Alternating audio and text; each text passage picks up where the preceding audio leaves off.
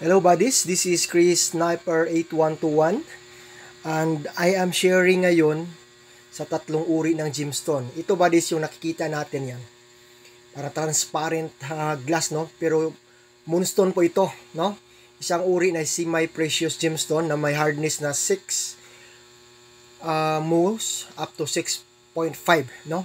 Nakukuha to ng team sa Dangkagan, 6 feet under. Marami to buddies, more than 300 no. Parang butil ng munggo kalaki. Ito yung tinatawag na moonstone semi-precious gem. Okay? So, may value siya, pero less value lang buddies, no? Kasi semi-precious nga. Okay. Itong pangalawa, okay, ang hinawakan ko, ito yung tinatawag na carnelian agate, no? Carnelian gemstone. Ito medyo brown. Yan. So, ang hardness nito is 6.5 to 7 moose, no? So, belong pa rin siya sa semi-precious gemstone. Itong heart, no? Heart shape na gold ay mga diamonds po yan, no? Ang tampok. Maraming diamonds yan, buddies. Ano to siya? Kanang sa necklace, bitaw. Okay. Puro diamonds yan. Yan. Okay. So, ito yung sinasabi ko, tatlong uri. Differentiate natin, no? Ang semi-precious gemstone na tulad ng moonstone, itong carnelian stone, may value pero less lang. Ang mga mamahalin itong diamonds, ito. Okay? Nasa pendant ko. Yan. Marami yan, buddies. Okay. So, ang precious gemstone, para ma-verify mo, pwede mo ipaasay sa pawn shop, no? Libre po yan. Pag-asay niyan, i-check ang hardness, no? May electronic device na gagamitin. Kapag aabot ng 9 to 10 moles, yan, precious gemstone po yan. Ang diamond ay may hardness po siya na thin moss. Siya ang pinaka-gahi na klase sa bato, buddies. Itong carnelian, up to 7 moose lang ito, no? So, ang mga semi-precious gemstone naman, buddies, pag scratch test natin, alam mo yung scratch test, no? Liha ba, no? Yung liha na pino, ikis-kis mo yung gemstone, tulad ng perlas, ito, carnelian, moonstone, maano siya, buddies? Magas-gas. Pero ang diamond, scratch test mo yan, hindi talaga magasgas yan. Okay? So, yan. Pinapakita ko para at least may insights tayo na alam natin ano ang precious gemstone at ano ang semi-precious gemstone. Itong diamonds na to, ito yung pinakamahal, no?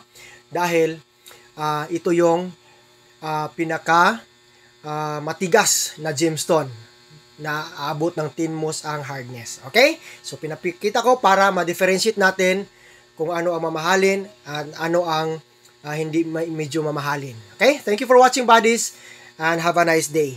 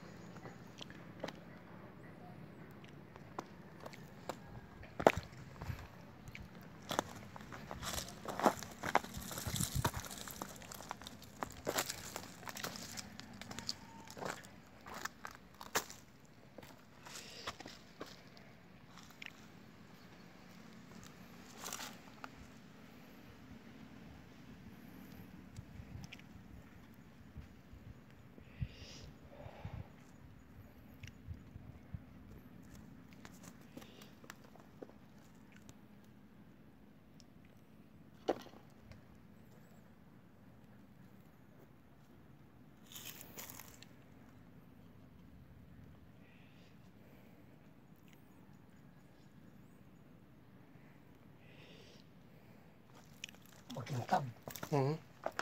Green pa rin kulay. Green. Green din. Parang ganito rin Oo. Ginagano mo ito, hindi naman didikit. Oo. Bakit kaya? Hmm. Makapangyarihan yung kulay. So, ito yun. Kasi, ang sinasabi ng pamangkin ko noon, pagka may ano to? Itong nakita ko, na litaw na litaw. Oo.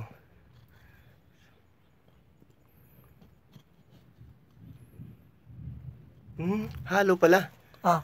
Halo sa ilalim? Parang ano? Hoy. Sige. Dandanin mo tay. Yung yung screwdriver ang gamitin mo. Saan? Yun. Hindi, baka Magka-disgrasya tayo.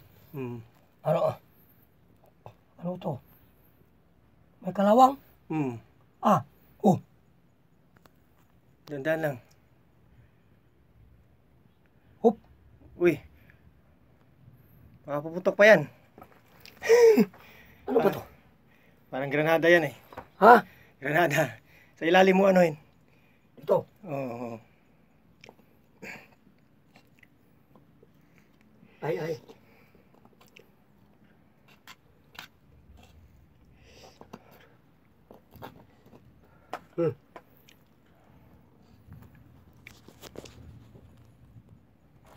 Ah, Sige, dandan. huwag sana.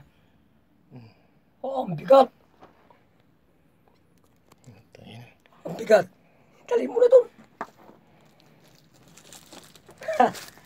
Ay, kamatayan. Hand grenade. Building. Ito na, birding kulay.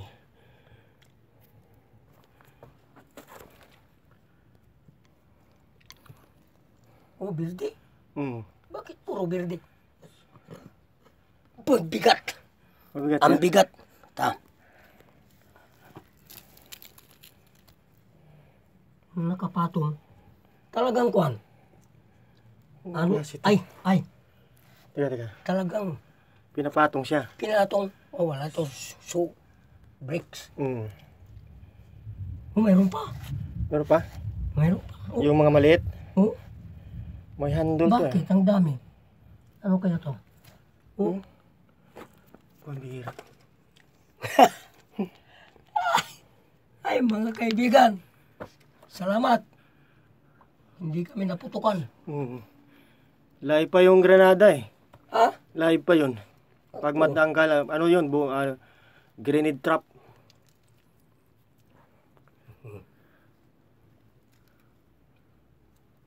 Birdi oh. Hmm. Oh. May lumalabas dito. Ay, mayroon pa. Meron pa? Yan. Wala na. Ito yung pinatungan niya. Ito ang pinatungan niya. Ano? Parang bricks to. Ha? Bricks. Bricks. Hmm. Bato yata. Adobe. Bato. Ito lang no. Oh? Ano? Oh, birdi.